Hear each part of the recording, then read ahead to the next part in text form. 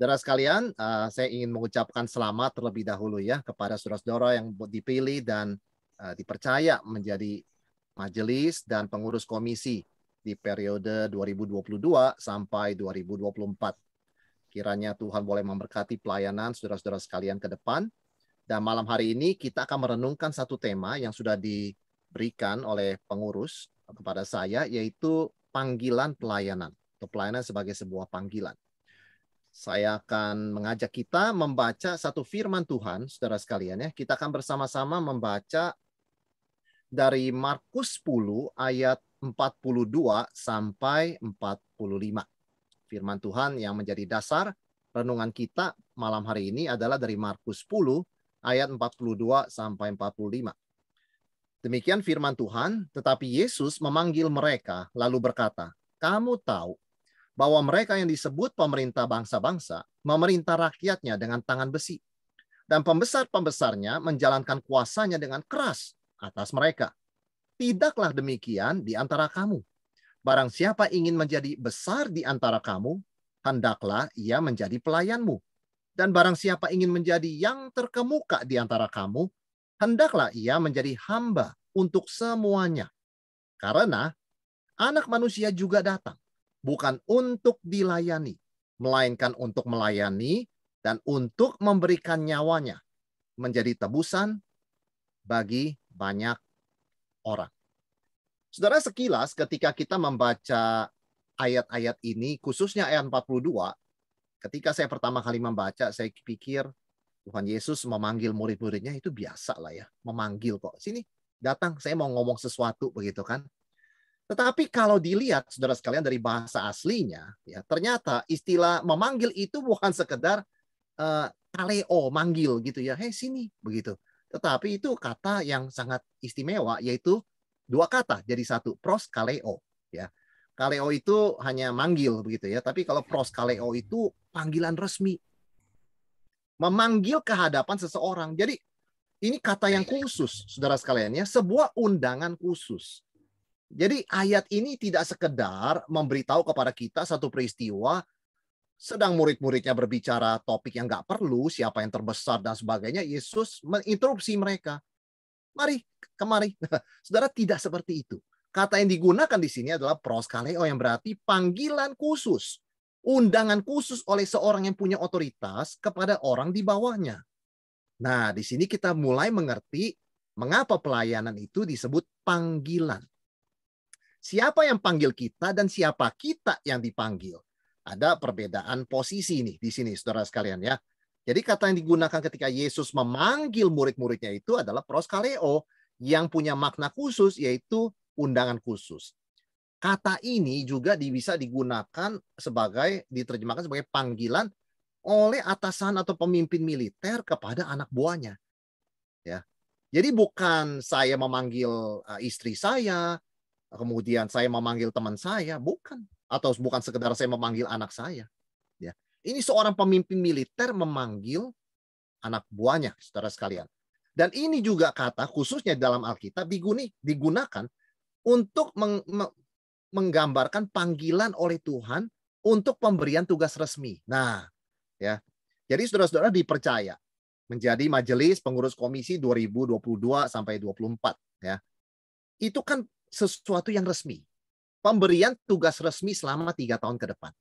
Nah, kata proskaleo, memanggil ini, ya digunakan di dalam Alkitab untuk menyatakan panggilan Tuhan. Pemberian tugas resmi. Bukan sekedar manggil untuk bicara, menyampaikan sesuatu, tapi pemberian amanat tugas ke depan. Ya. Jadi saudara sekalian, kita boleh katakan panggilan Yesus di sini bukan sekedar menasehati, ini loh pelayanan itu semestinya seperti ini ya sebaiknya. Tidak sekedar menasihati atau bercakap-cakap. Ini adalah sebuah pemberian tugas. Yaitu apa? Melayani. Ya, jadi pelayanan itu adalah panggilan Tuhan. Panggilan Tuhan yang resmi itu artinya pemberian tugas ya. Jadi ini bukan sekedar sesuatu yang informal begitu ya, atau yang formalitas belaka di gereja setiap 3 tahun. Tapi kita mau melalui teks Alkitab ini melihat kepercayaan yang gereja berikan 3 tahun ke depan, jemaat berikan sebagai tugas resmi dari Tuhan. Panggilan dari Tuhan. Yaitu apa saudara sekalian? Panggilan dari Tuhan adalah supaya kita menjadi pelayan. Nah, ini yang kita harus ingat. Pelayanan itu adalah panggilan dari Tuhan. Di dalam panggilan itu bukan sekedar memanggil atau menyapa, selamat pagi, selamat siang. Bukan begitu panggilan. Panggilan adalah pemberian tugas resmi, ya. Disebutnya divine appointment. Ya. Jadi kita tahu kalau presiden memanggil seorang menteri itu bukan sekedar mau ngobrol, itu bisa lewat WA, ya.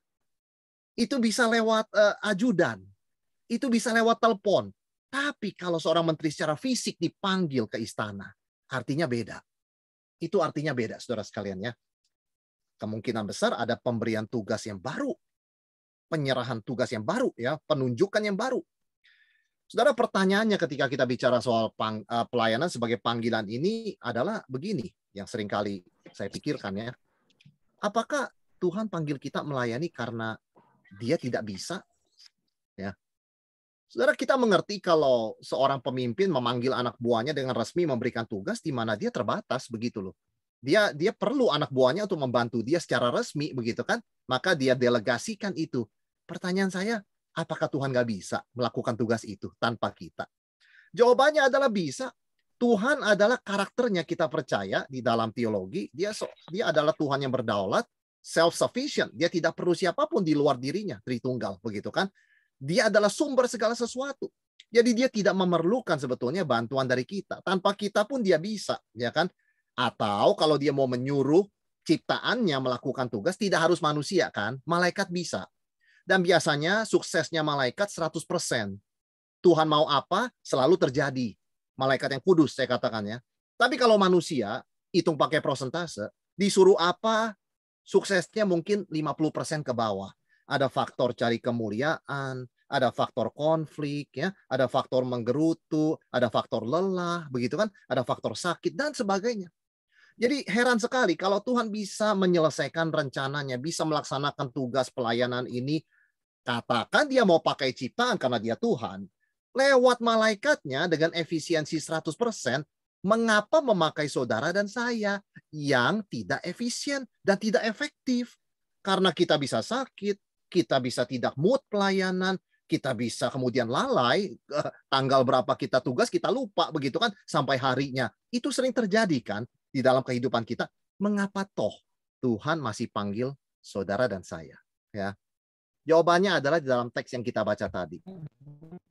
Karena melayani itu juga adalah panggilan Kristus. Dan saudara dan saya adalah pengikut Kristus.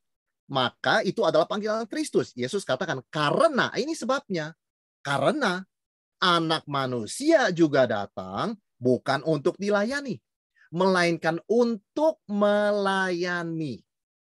Dan untuk memberikan nyawanya menjadi tebusan bagi banyak orang. Jadi ketika Yesus mengatakan aku datang, itu namanya dia melaksanakan tugas panggilan Bapa di sorga.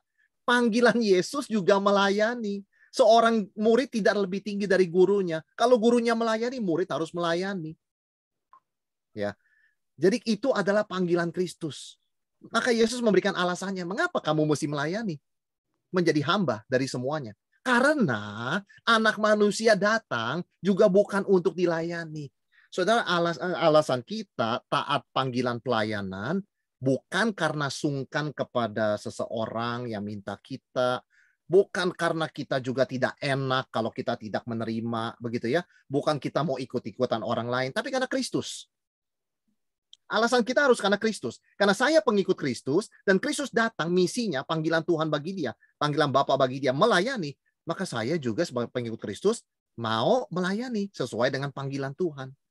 Nah ini saudara sekalian, jadi ini yang kita harus ingat mengenai pelayanan sebagai sebuah panggilan. Itu ditemukan sumbernya dalam Kristus. Dalam Kristus. Maka apa yang harus kita ingat prinsip-prinsip pelayanan sebagai panggilan ini, saudara sekalian?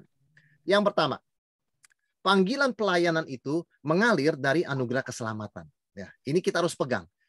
Orang yang diselamatkan itu, saudara sekalian, ya, adalah untuk melayani. Ya, karena anak manusia, perhatikan, dikatakan anak manusia juga datang bukan untuk dilayani, melainkan untuk melayani dan memberikan nyawanya menjadi, perhatikan saudara sekalian, memberikan nyawanya menjadi tebusan bagi banyak orang. Itu adalah kalimat keselamatan.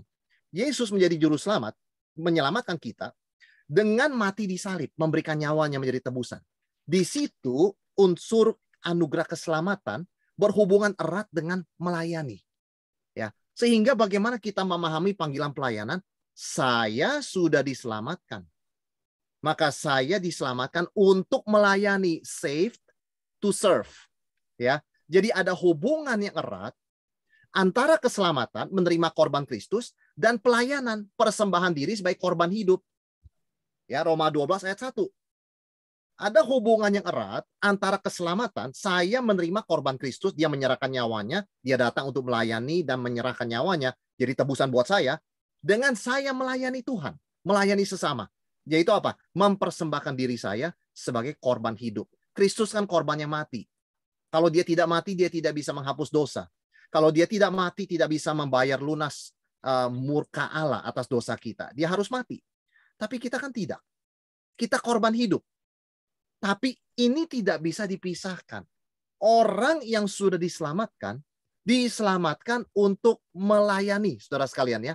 Orang yang sudah diselamatkan untuk melayani. Artinya apa? Ini bukan option. Ya, ada orang punya konsep pelayanan itu optional. Ada orang Kristen yang dipanggil pelayanan. Ada orang Kristen yang memang ya upah dia di sorga juga nggak besar. Jadi dia tidak dipanggil untuk pelayanan. Nggak bisa, saudara sekalian. Semua orang Kristen dipanggil untuk pelayanan. Orang yang sudah diselamatkan dipanggil untuk serve, melayani. Jadi nggak ada pemisahan dua macam orang Kristen ya. Grup 1, kelas 1 adalah orang Kristen yang diselamatkan, orang yang sudah diselamatkan dan dipanggil melayani. Grup 2, kelas 2 adalah orang Kristen yang cuma diselamatkan tapi nggak pelayanan. Sebenarnya nggak ada itu. Karena kita melihat pelayanan di sini dari kalimat Yesus tidak bisa dipisahkan dari karya keselamatan dia. Menerima Yesus sebagai korban hidup nggak bisa dipisahkan dari saudara saya mempersembahkan diri sebagai menerima Yesus sebagai korban yang menyelamatkan, tidak bisa dipisahkan dari saya, saudara, mempersembahkan diri sebagai korban hidup.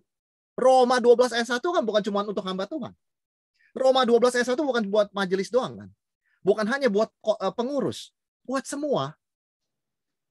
Jadi nggak ada orang Kristen yang tidak dipanggil melayani kalau dia sudah diselamatkan. Jadi ini harus kita ingat, saudara sekalian ya, kita ini bukan pasukan elit. Kita ini bukan orang-orang yang istimewa dalam pengertian number one, begitu ya, kelas 1. Orang yang tidak menjadi pengurus, apa itu kelas 2, tidak. Kita nggak melihat diri seperti itu. Kita yang dipanggil secara resmi dipercayakan pelayanan sebagai pengurus, melihat diri sebagai orang-orang yang memang menjadi teladan dalam kenyataan. Orang yang sudah diselamatkan pasti melayani. Kita dipanggil Tuhan jadi teladan dalam hal itu. Karena panggilan melayani itu panggilan untuk semua orang. Ada yang dipercayakan sebagai majelis, pengurus komisi, aktivis, atau mungkin tidak dalam posisi kepengurusan, tetapi juga dipanggil untuk terlibat dalam pelayanan. Jadi intinya tidak ada option ya di sini, saudara sekalian ya. Ini bukan seperti orang beli mobil begitu ya. Semuanya dapat, tapi kalau mau joknya itu kulit, itu optional ya, mesti bayar tambahan. Nggak ada. Ini satu, one size. Nggak ada two size, one size. Semua orang yang diselamatkan dipanggil untuk melayani. Ya, dengan kata lain mereka terpanggil wajib melayani, saudara sekalian. Mengapa kita mengatakan demikian? Saudara sekalian, karena ketika kita mengakui Yesus sebagai juru selamat, kita mengakui bahwa dia menyelamatkan kita bukan hanya dari neraka. Oh, saya yakin masuk surga, pasti. Yesus adalah juru selamat dari dosa. Dosa itu apa contohnya? Egoisme, tidak mau pelayanan. Kenapa namanya disebut Yesus? Malaikat memberitahu pada Maria dan Yusuf, begitu kan? Sebab dialah yang menyelamatkan umatnya dari dosa mereka.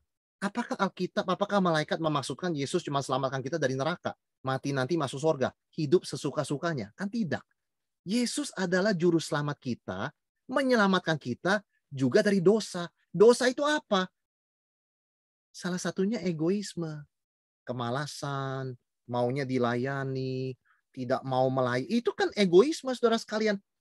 Orang yang sudah diselamatkan oleh Yesus juga dimurnikan, dibersihkan pelan-pelan dari egoisme. Jadi nggak bisa enggak. Pelayanan dan keselamatan tidak bisa dipisahkan. Pelayanan itu mengalir dari anugerah keselamatan. Ya, korban Kristus melahirkan korban hidup. Kita bukan cuma yakin mati masuk surga, tapi hidup bukan buat diri. Itu, saudara sekalian. Karena itulah realita Yesus yang sudah mati untuk kita.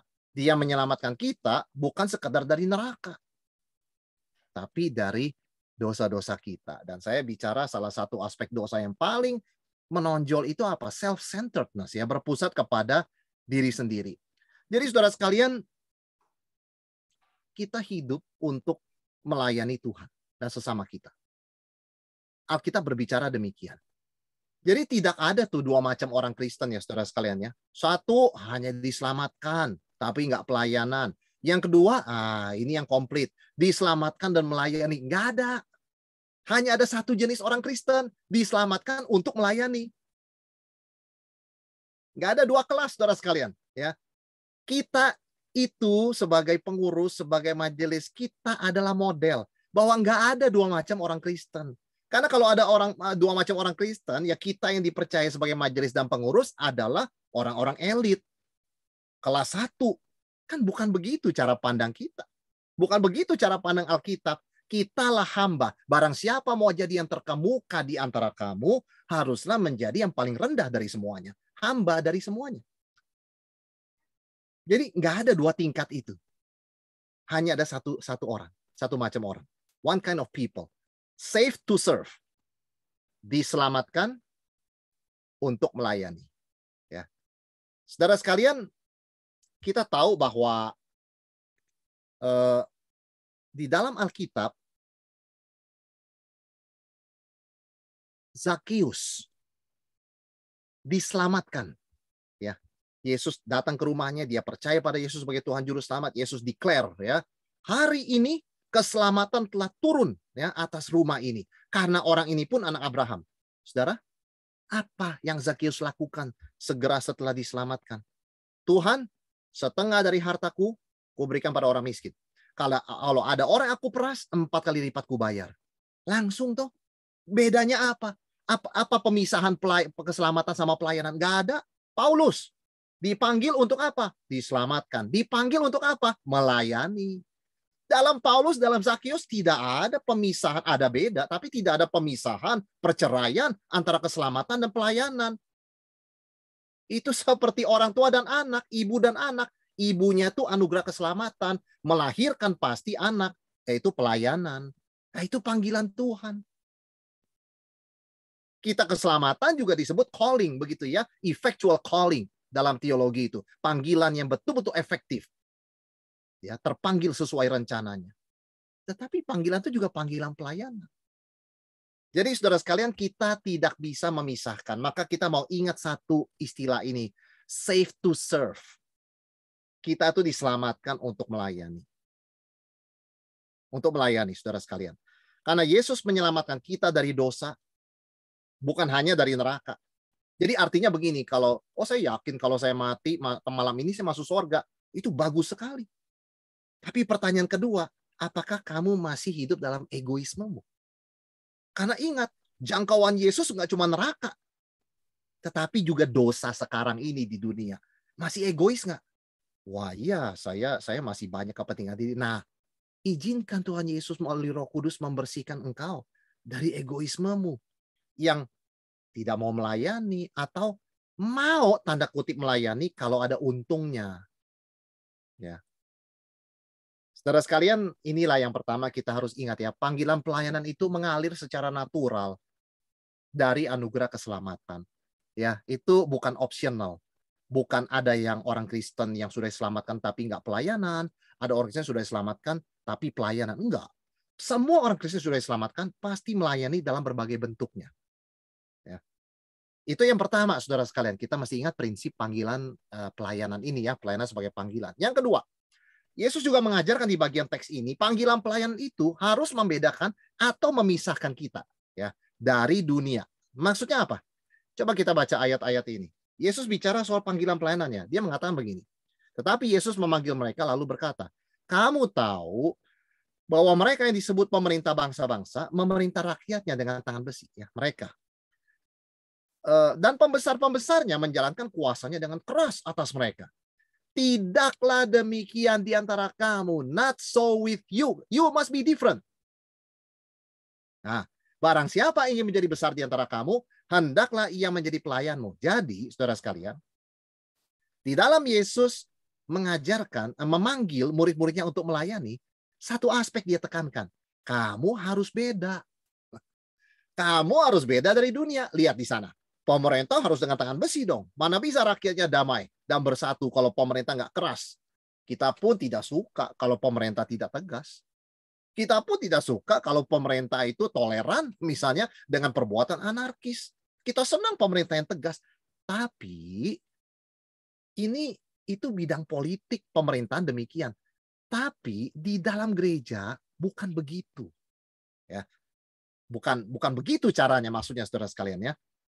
Maksudnya apa? Kita menjalankan otoritas yang Tuhan percayakan itu dengan hati hamba. Jadi barang siapa menjadi yang terbesar, hendaklah ia menjadi pelayanmu. Jadi dengan kata lain, saudara sekalian menjadi teladan. Yesus mengatakan begini kenapa? Konteksnya. Karena barusan ada manuver dari Yakobus dan Yohanes, dua bersaudara ini, kakak adik, kepada Yesus. Tuhan, kami minta tempat dong. Satu di antara kami sebelah kananmu, satu sebelah kiri. Jadi engkau sebagai raja punya perdana menteri, punya wakil begitu kan, dan sebagainya. Saudara sekalian, murid-murid mendengar manuver itu lalu marah begitu kan, apa-apa nih? Nah, Yesus berkata, dalam pelayanan itu, panggilan pelayanan itu bukan cari posisi. Kalau kamu melayani, Yakobus, Yohanes dan yang lainnya mencari posisi, itu kamu sama dengan dunia. Nggak boleh. Tidak demikian di antara kamu. Justru kalau kamu mau pelayanan, kamu tuh dipanggil melayani, kamu beda dari dunia. Dunia mengejar apa, kamu berbeda. Ya, jadi kita melihat ada perbedaan fundamental, pendasar antara dunia dan gereja. Jadi dunia itu kalau makin melayani itu makin tinggi posisinya, makin bekerja makin tinggi posisinya, makin dilayani dong, ya kan? Saudara lihat ya kan orang-orang yang posisinya tambah tinggi sampai CEO, pintu saja nggak pernah buka, dibukakan. Pintu mobil dibukakan. Setir mobil nggak pernah pegang loh. Itu disetirin oleh sopir. Itu dunia seperti itu perusahaan memang. Makin saudara naik jenjang, saudara nggak nyetir sendiri. Begitu kan? Saudara nggak buka mobil sendiri, saudara nggak buka pintu perusahaan sendiri. Dibukakan oleh orang lain. Tapi dalam gereja, makin kita melayani, makin lebih menjadi hamba. Saya kadang tersentuh sekali oleh beberapa saudara yang sudah puluhan tahun melayani di gereja, sudah lanjut usia, saya melihat mereka masih melipat warta. Ya. Mereka masih melipat warta. Mereka masih menyambut tamu di luar sana. Saya bilang luar biasa. Bukankah itu yang dengannya dia memulai pelayanan dulu 30-40 tahun yang lalu? Dia masih melayani sama. Itulah pelayanan. Itulah menjadi terkemuka di mata Tuhan. Menjadi hamba dari semuanya. Saudara sekalian, serving, pelayanan itu kan tadi kita bicara ya, mengalir dari salvation, keselamatan, begitu kan? Dan salah satu aspek dari keselamatan itu apa? Salvation. Pengudusan, sanctification. Dikuduskan kita ya. Tadi kita bicara Yesus itu nggak nyelamatin kita cuma dari neraka, tapi dari egoisme, dari dosa. Jadi dikuduskan begitu kan? Orang yang diselamatkan pasti dikuduskan. Nah, maksudnya apa dikuduskan? Ya semakin tidak egois begitu kan, semakin melayani sebagai hamba begitu loh. Jadi serving, melayani itu juga adalah bagian dari proses sanctification. Ya, disucikan, dikuduskan, semakin serupa dengan Tuhan Yesus.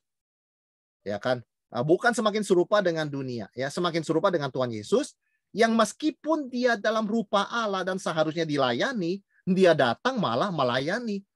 Saudara, kalau bicara siapa yang harus dilayani? Tuhan. Tapi kalau kita bicara siapa model bagi kita untuk melayani dan menjadi hamba dari semuanya, sekalipun dalam rupa Allah, tidak menganggap itu sebagai milik, harus pertahankan, mengosongkan diri, mengambil rupa seorang hamba, dalam keadaan sebagai manusia, taat sampai mati, bahkan mati di salib yang paling rendah, siapa itu modelnya? Juga Tuhan. Tuhanlah yang kita layani. Tuhanlah model kita untuk melayani. Ya, jadi semakin kita itu mengerti anugerah Tuhan, betapa istimewanya kita ini diselamatkan, dipilih dari kekekalan, semakin kita rendah hati. Karena itu adalah bagian dari proses sanctification. Semakin kita serupa dengan Tuhan Yesus. Ini kan nasihat Paulus kepada jemaat Filipi. Hendaklah dalam hidupmu bersama, kamu menaruh juga pikiran, perasaan yang sama dalam Kristus Yesus itu. Sekalipun dalam rupa Allah, tidak menganggap hal yang tinggi itu sebagai milik harus dipertahankan, melainkan mengosongkan dirinya, mengambil rupa seorang hamba. Saudara sekalian, seringkali orang berpikir Tuhan Yesus ketika engkau datang ke dalam dunia, kenapa tidak mendeklarasikan kealahanmu? Jadi raja dong lahirnya. Masa di kandang domba? Masa di kandang binatang maksudnya? Ya. Masa-masa seperti itu kan orang nggak tahu. Harus kasih tahu orang bahwa engkau tuh juru selamat dunia, Tuhan di atas segala Tuhan, Raja di atas segala Raja. Tidak demikian.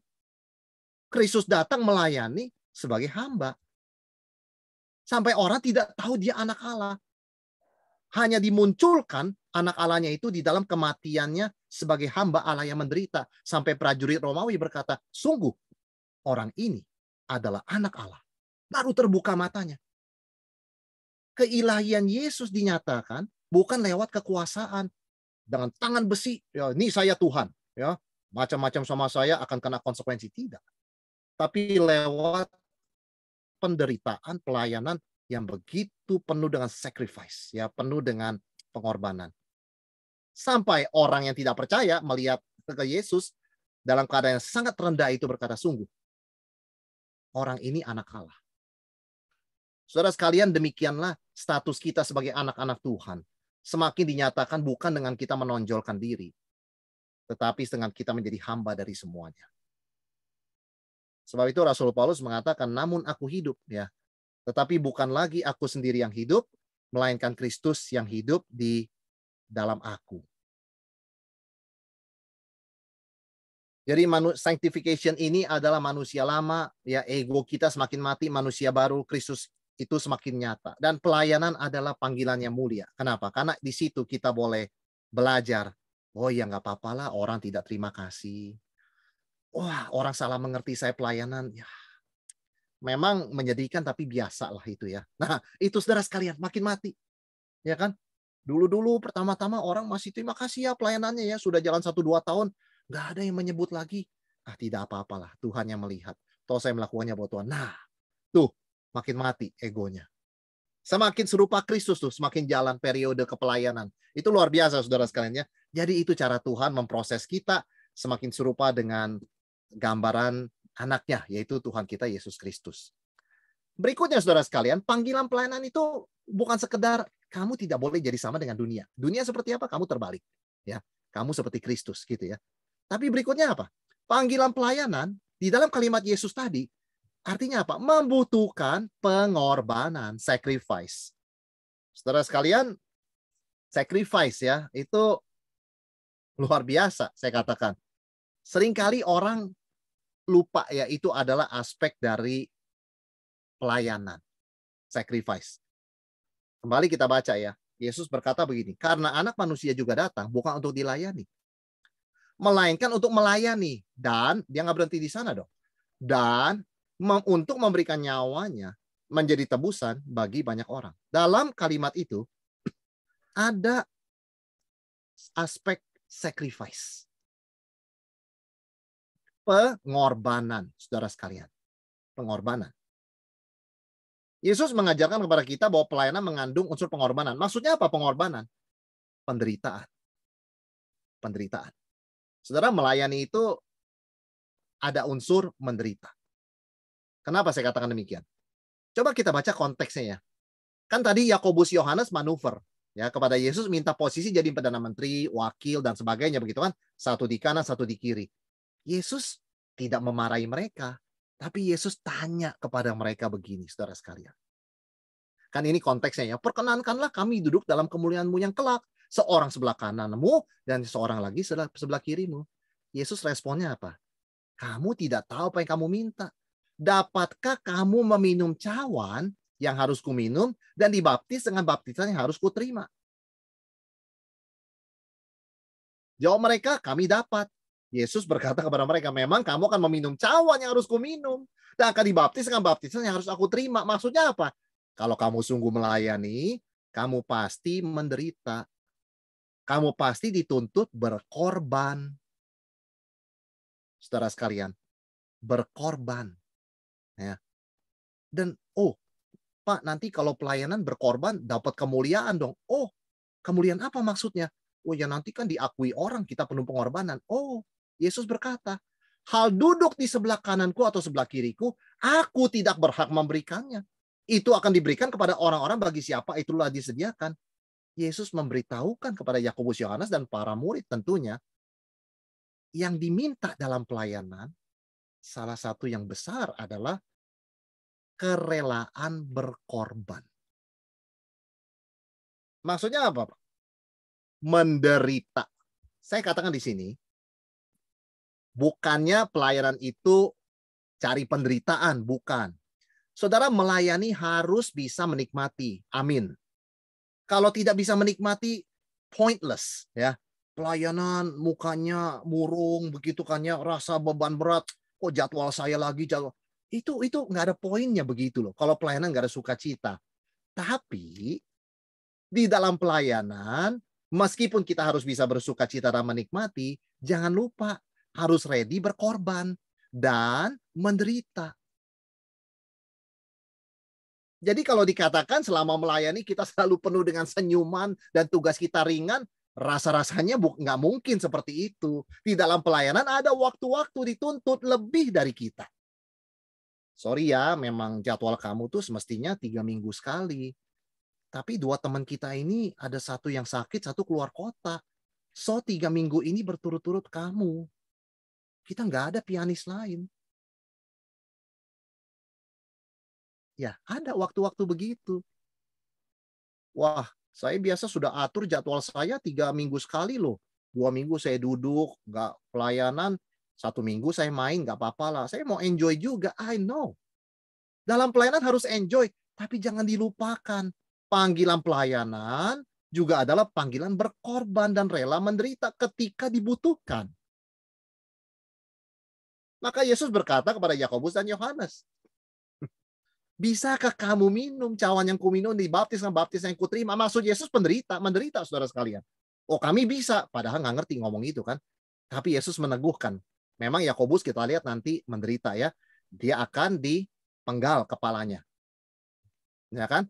Yohanes menderita dibuang ke Pulau Patmos sebagai rasul yang paling akhir mati. Jadi memang Yesus katakan kamu pasti akan mengalami itu dalam pelayanan. Bukan berarti saudara dalam pelayanan tidak bisa bersukacita. Justru bersukacita dong. Itu kan anugerah dari Tuhan. Bisa enjoy, bisa. Tapi ada kalanya. Kurang tidur. Ada kalanya waktu kita itu tidak convenient sama sekali. Ya. Kalau kita hanya mau sisi enjoy dalam pelayanan, itu tidak bisa disebut pelayanan loh. Itu disebut entertainment. Entertainment itu enjoy. Hanya enjoy. Ya. Dan kita jangan lupa juga bahwa sisi berkorban inilah di sini kita berbeda dari dunia. Karena kalau dunia, konsep orang dunia itu ya, yuk kita sekali-sekali yuk kita ini sudah diam saja di rumah. Yuk kita ikut bakti sosial. Seneng kan bakti sosial, bagi-bagi. Nanti kalau sudah capek ya sudah kita pulang. Itu bakti sosial, itu bukan pelayanan, itu dunia saudara sekalian. Kalau gereja nggak cuma kita enjoy, bersyukur, bersukacita, kita juga ketika ada air mata, dibutuhkan pengorbanan, penderitaan, kita rela. Kita nggak mundur hanya karena, wah tuntutannya banyak juga ya. Enggak. Karena dikatakan dalam Roma 12 ayat 1 bahwa ketika kita itu diselamatkan, kita mempersembahkan diri sebagai korban yang hidup. Korban. Ya. Korban tuh saudara sekalian, sacrifice begitu kan. Kalimat Alkitab sacrifice. Lalu kemudian janganlah kamu jadi serupa dengan dunia ini. Oh itu bedanya kita. Kalau di dunia kerja bakti sosial, kalau enjoy. Senang ya lihat mereka-mereka makan, itu senang hatinya. Puji Tuhan, tapi ya sudahlah saya udah capek, saya pulang dulu ya. Kadang-kadang di gereja tidak bisa begitu. Kadang-kadang dalam pelayanan saudaralah orang terakhir pulang. Iya kan? Saya lagi. Iya, kadang-kadang dibutuhkan demikian. Nggak selalu begitu, saudara sekalian. Tetapi di dalam kita melayani sesama kita, melayani Tuhan, tentu ada unsur sacrifice karena kita sedang memenuhi kebutuhan rohani seseorang. Bukan cari-cari penderitaan, menciptakan kesulitan dengan sengaja. Tidak, saudara sekalian. Tapi memang itu realita dalam pelayanan. Nah, karena di Galatia 6 ayat 2 dikatakan, bertolong-tolonganlah menanggung bebanmu, demikianlah kamu memenuhi hukum Kristus. Sehingga kita mau lihat ya, sebetulnya dalam realita pelayanan, apa sih pengorbanan yang dituntut dari kita, dari saudara dan saya? Yang pertama, waktu. Ya, kita sudah tahu lah Pak, waktu ya, kita harus berikan 2 jam, 3 jam pelayanan mungkin ya, baik di Zoom maupun onsite. Sebentar, kalau saudara bukan orang yang sibuk sekali, ya begitu ya. Ya, ini oke, begitu loh ya. Tapi bagaimana nanti ketika kerja sudah kembali ya, onsite, ada urusan lain. Ya sebagai orang tua ada anak begitu kan ya, masih perlu waktu, ada khusus waktu untuk latihan dan pelayanan. Wah, banyak juga ya. Iya, itulah pengorbanan. Tapi saya tidak mau kita melihat pelayanan itu sekedar pengorbanan sebagai Tuhan, saya ini udah berkorban lo gini-gini. Enggak. Tetapi sebagai sukacita, begitu kan? Sesuatu yang kita sebut korban hidup. Tapi itu realitanya. Saudara dan saya harus ready sacrifice time. Kadang-kadang berkata kepada saudara, keluarga yang kita sudah janji lama ketemu ya, aduh sorry ya, benar-benar sorry sekali saya yang udah janji lama kita, tapi benar-benar gak ada orang. Semua keluar kota atau semua kemana? Cuma ada saya. Boleh nggak ditunda berapa jam pertemuan kita? Kadang-kadang seperti itu. Yang kedua tentunya tenaga. Ya, kadang bisa kurang tidur, bisa sampai sakit loh saudara sekalian pelayanan.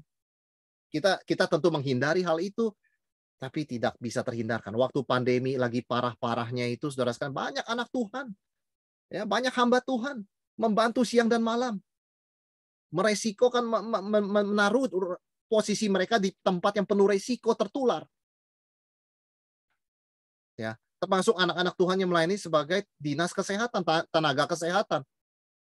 Itu dibutuhkan ya, tenaga, pengorbanan tenaga. Kurang tidur dan sebagainya. Dan juga kita jangan lupa dibutuhkan pengorbanan harta.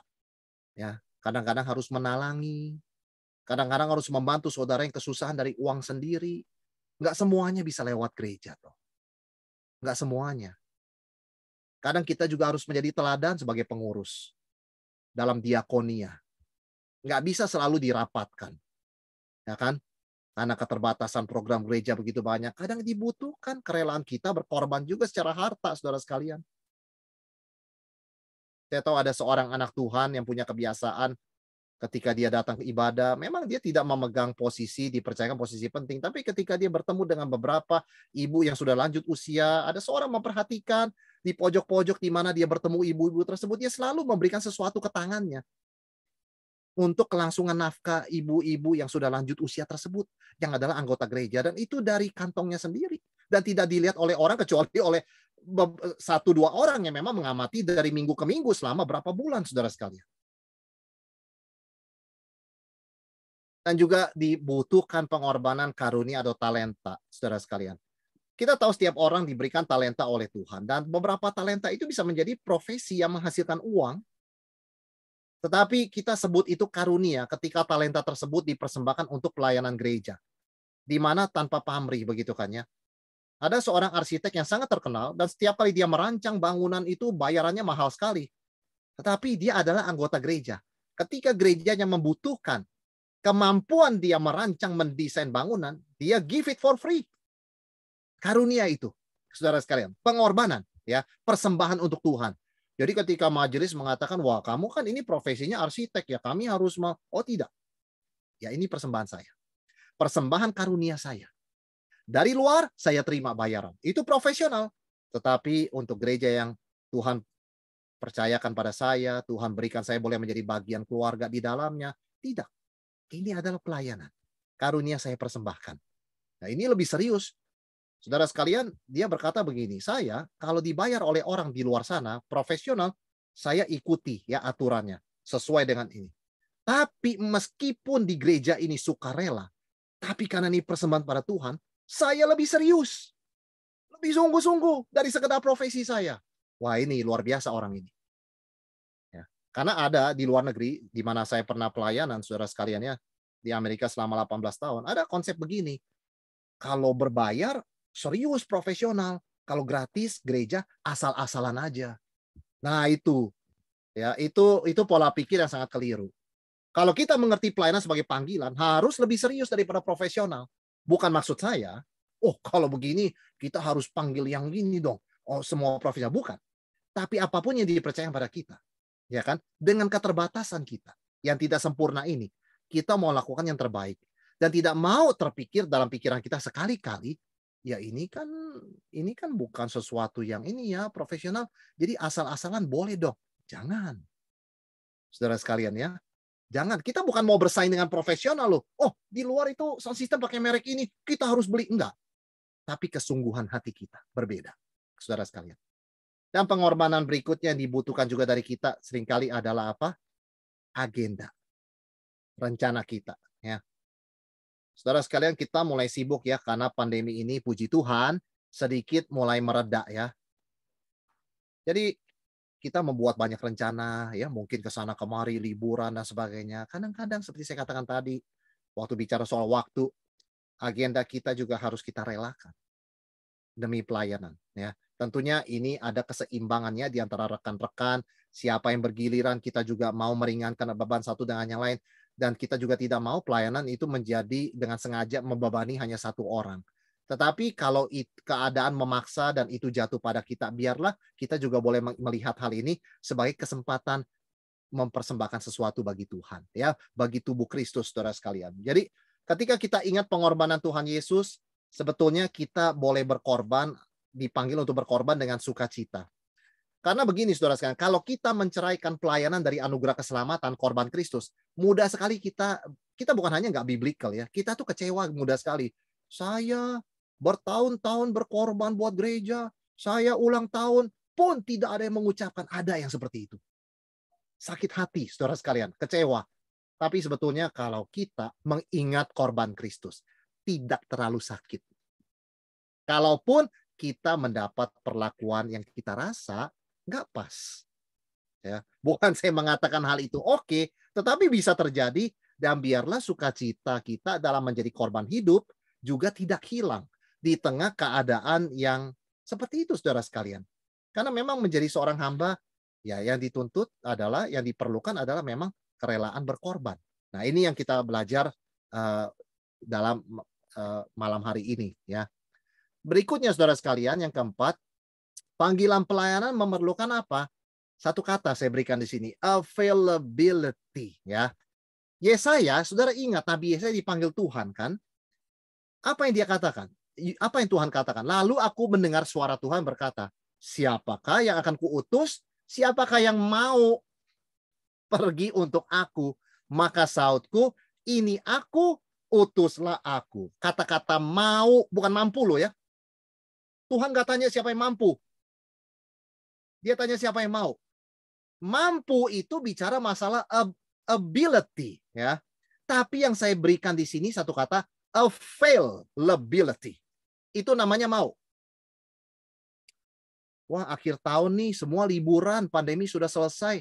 Ini minggu terakhir semua keluar kota nih. Siapa yang available?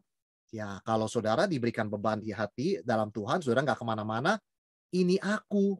Aku bisa mengisi minggu terakhir Desember. Mau. Tuhan nggak cari yang mampu.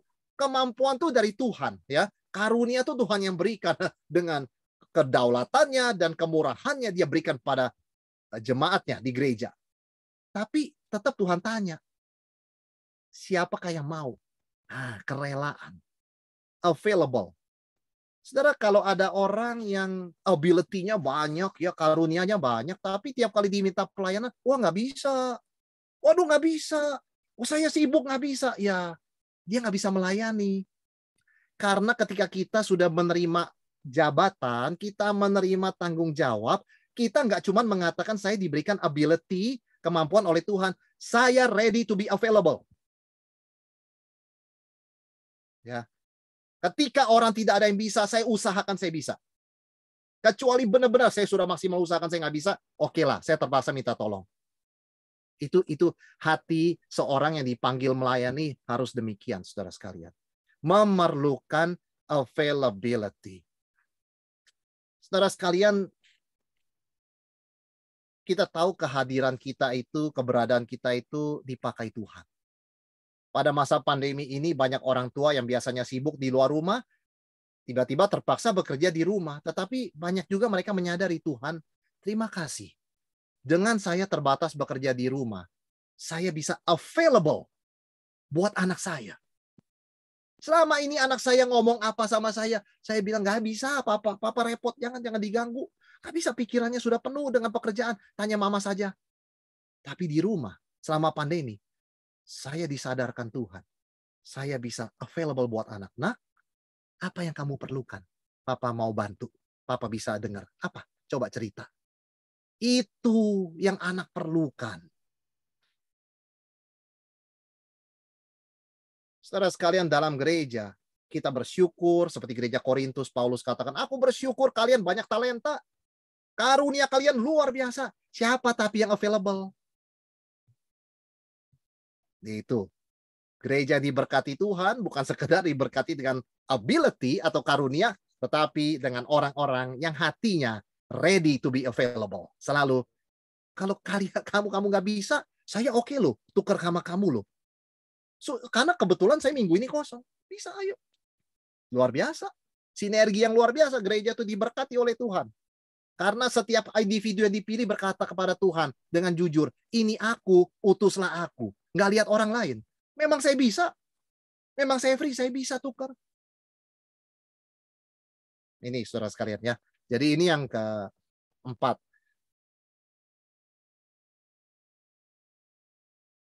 Yang kelima, saudara sekalian, panggilan pelayanan. Apa? Tuhan berikan untuk apa? Untuk membentuk kita agar punya hati seorang pelayan.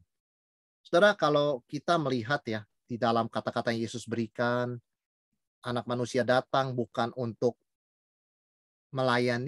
dilayani, tetapi untuk melayani dan memberikan nyawanya menjadi tebusan bagi banyak orang. Setiap kali Yesus berkata kalimat begitu dalam Injil, ada unsur dia itu datang sebagai hamba yang menderita ya. Jadi kalau saudara belajar Alkitab, membaca bagian itu lalu lihat Perjanjian Lama, saudara akan melihat banyak sekali kata-kata Tuhan Yesus itu referensinya kepada Yesaya. Dan di Yesaya itu Nabi Yesaya banyak sekali mencatat nubuat tentang hamba Allah yang menderita, suffering servant. Ya. Jadi Tuhan itu bukan sekedar mau kita beraktivitas melayani, tapi punya hati pelayan. Not just service, but servant. Ya. Punya hati servant. Karena itulah hati kita. Kita ini siapa sih? Hambanya Kristus. Ya, kita ini hambanya Kristus. Saudara sekalian, Paulus berkata begini, kamu sudah diselamatkan, kamu nggak lagi hamba dosa. Loh, jadi saya hamba siapa?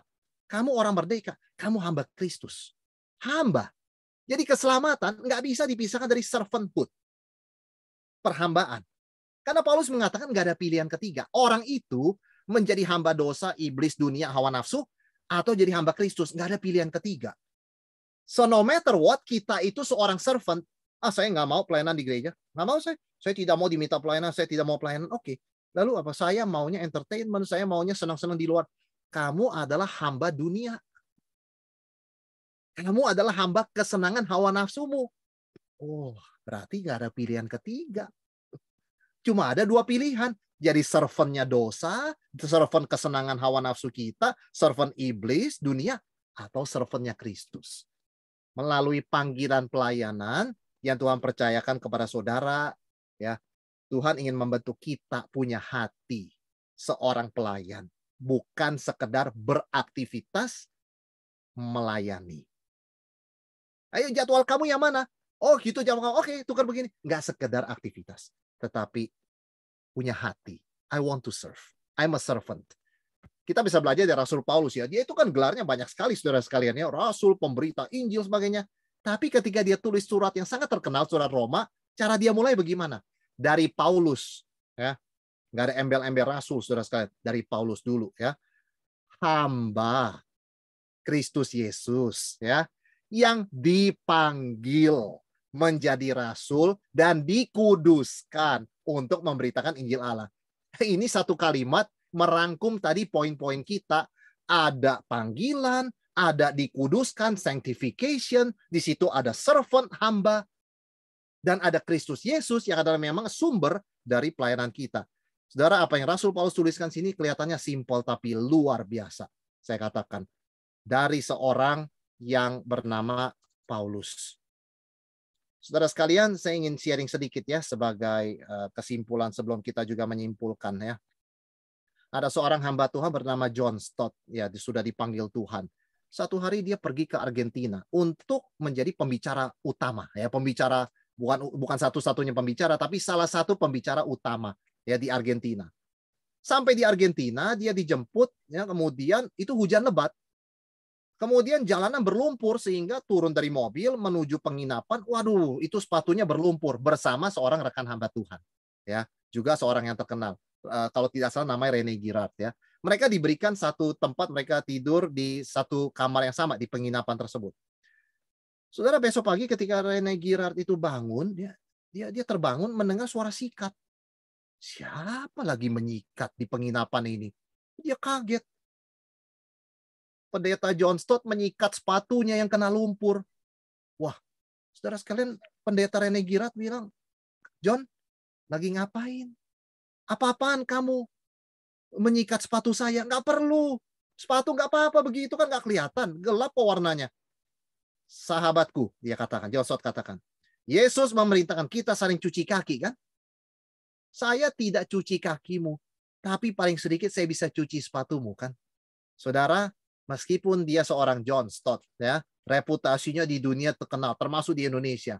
Tamu khusus di Argentina, pembicara undangan dengan reputasi besar. Tapi dia nggak pernah lupa, dia itu siapa? A servant, seorang hamba. Saudara sekalian, betapa indahnya ketika kita tahu Tuhan tuh panggil kita menjadi apa ya, dalam pelayanan ini bukan sekedar untuk beraktivitas ya, daripada kamu nggak ada kerjaan, inilah kamu kerjakan. Nggak cuma itu, more than that. Lebih dalam dari itu, dia ingin mencetak, membentuk hati seorang pelayan. Karena memang kita diselamatkan dari hamba dosa menjadi hamba Kristus. Dan itu yang Tuhan mau bentuk. Kita menjadi serupa dengan Yesus, hamba Allah yang menderita.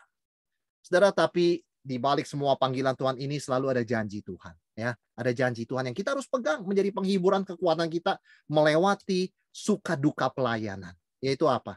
Yohanes 12 ayat 26. Barang siapa melayani aku, dia harus mengikut aku. Ya menderita, begitu kan ya. Dan di mana aku berada, di situ pun pelayanku berada. Barang siapa melayani aku, ia akan dihormati Bapa. Kalimat dari Yesus ini saudara renungkan di kamar, di rumah sendiri nanti. Dihormati Bapa. Nggak salah Alkitab bahasanya. Hormat itu adalah bahasa untuk yang lebih rendah kepada yang lebih tinggi.